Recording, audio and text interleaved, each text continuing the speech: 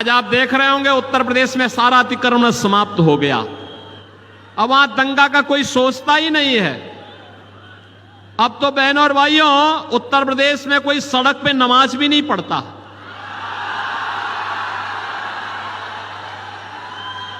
अब वहां मस्जिदों के भी माइक उतर गए।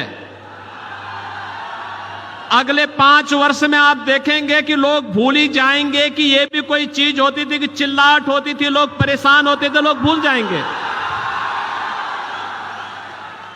पाकिस्तान में तो जो पाकिस्तान का राग अलापते हैं, इनसे बोलो कि जाओ पाकिस्तान में जाके भीख का कटोरा लेकर के भीख मांगो। हिंदुस्तान पे बोझा क्यों बने हुए हो? जाओ ना, वहीं पे जाओ, वहां पे पाकिस्तान के पास जाकर के वहीं रहो।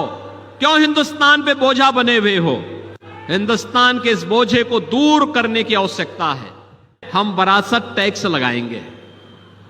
अरे मेहनत आपके बाप दादा करेंगे, आपके ग्रैंडफादर ने, आपके फादर ने प्रॉपर्टी बनाई, अब ये इसका एक्सरे करवाएंगे, सर्वे करवा करके फिर इसमें से आधी प्रॉपर्टी पे कब्जा करेंगे, फिर उसको मुसलमानों को आवंटित करेंगे।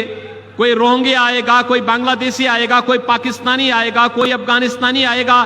क्या आप इसको स्वीकार करेंगे? क्या बहनों और भाइयों, इंडी गठबंधन में अब औरंगजेब की आत्मा घुस चुकी है। इसको मत आने देना।